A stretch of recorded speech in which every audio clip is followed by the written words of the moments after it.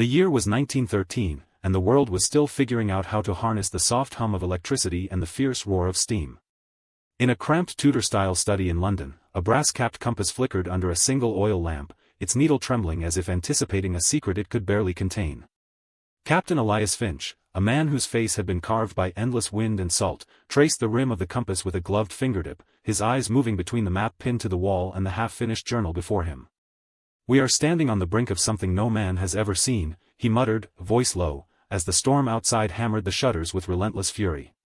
The Aurora expedition, named for the luminous dance he hoped to witness among the southern lights, had drawn men from across Britain, a seasoned navigator, a marine biologist, a cartographer, and an enigmatic physicist named Dr. Mara Whitfield, whose reputation for dabbling in the fringe sciences preceded her.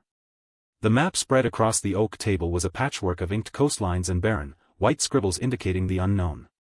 Their destination, a double-cracked bay near the Ross Ice Shelf, a place the British Admiralty records marked only as T12, uncharted, potential for scientific breakthrough.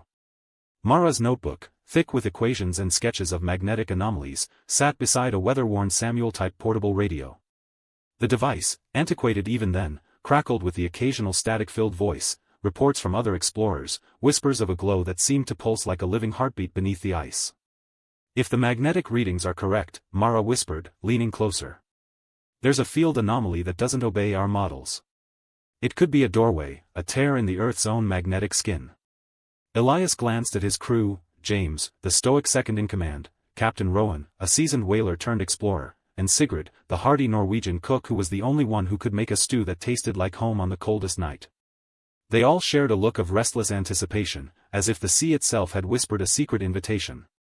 The ship, Endeavour, cut through the southern seas like a blade. Weeks turned into months. The horizon was a relentless expanse of ice, sea, and sky, each day a muted gray, each night a canvas streaked with auroras that painted the heavens in emerald and violet. Their log entries grew starker. June 14th, the ice is thicker than any charted region. Crew morale wavers, we see no sign of coast beyond the endless white. The auroras are haunting, pulses that seem to beat in time with the ship's main engine. On a night thicker than any other, the sky erupted in a chorus of green. The auroras spiraled inward, converging over a jagged ridge of ice that rose from the sea like a cathedral spire. Mara, clutching her thermometer and a flimsy electrical measuring coil, stepped onto the frozen deck, feeling a strange vibration reverberate through the soles of her boots. "Captain," she called, voice trembling, "the field strength is off the charts. It's as if something is pulling at the very atoms." Elias steadied his breath, aware that the crew's eyes flickered between awe and fear. He ordered the ship to anchor directly below the luminous vortex. The Endeavour settled with a groan, the hull humming against the ice. As the Aurora's green light settled, a low hum emerged, a tone not heard by any instrument, only felt, a resonance that seemed to whisper a name, Aurora.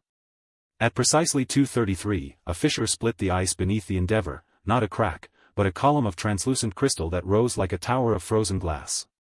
Water dripped from its edges, and a thin, luminous fog spilled from its apex, spreading across the deck.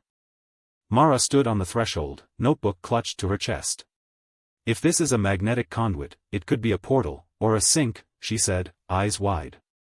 The other men stared. The crew's superstitions rose from the deep, the notion of a polar abyss that swallows ships whole. The ship's horn blared, cutting through the unknown. Nadia, Mara's assistant, suddenly gasped, pointing at a distant shape.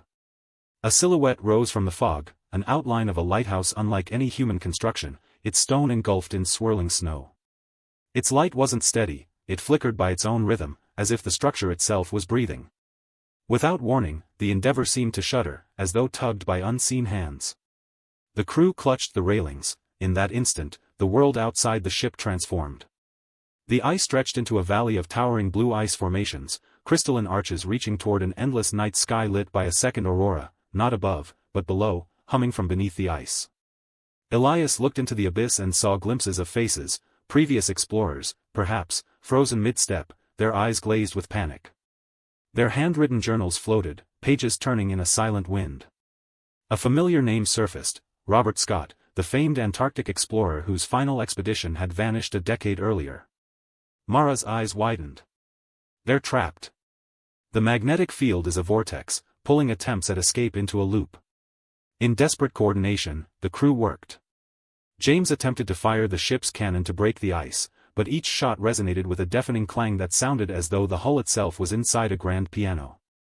Sigrid, eyes fierce as polarized steel, sang a low chant her grandmother had taught her, a rhythm said to break ice with sound. For hours the chorus of cannon blasts, primal chants, and the ship's engine droned. The crystal tower glowed brighter, pulsing with each note. Then, at exactly 4:14, the tower cracked, sending shards of ice arcing like glass daggers into the darkness. The magnetic surge recoiled, and for an instant the whole valley was bathed in a blinding white. When the light faded, the Endeavour was no longer on the frozen sea. It floated atop a vast, glassy lake, still, mirror-like, its surface reflecting the starfield above and the distant glow of an unknown continent. The crew, bewildered but alive, stepped onto the deck to find the ice walls had retreated, revealing a cavernous tunnel of blue light that beckoned. "We've entered a pocket of space," Mara whispered, breath-forming clouds. "An interstice where time bends. We are beyond our maps.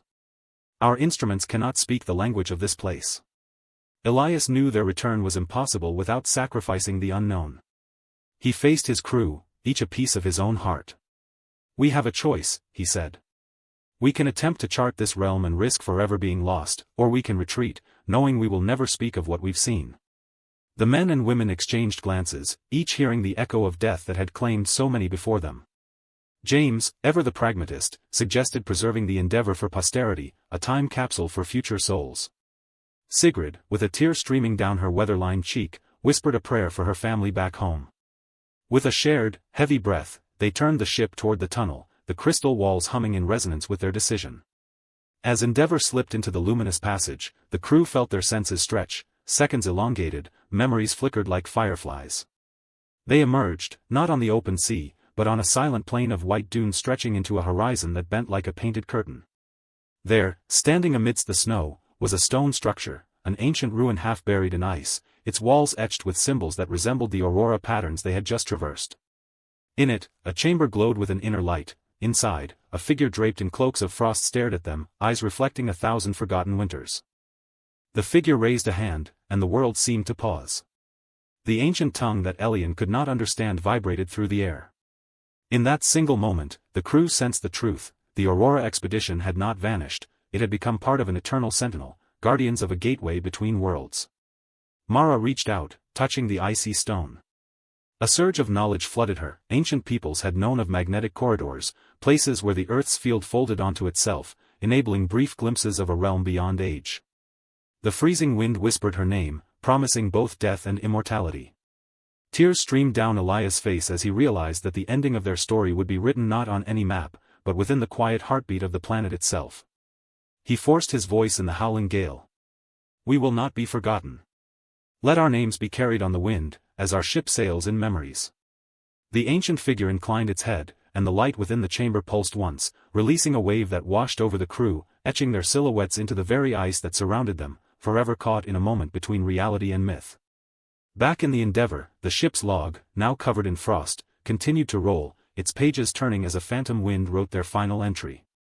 June 22, 1913, we have stepped beyond the edge of known world.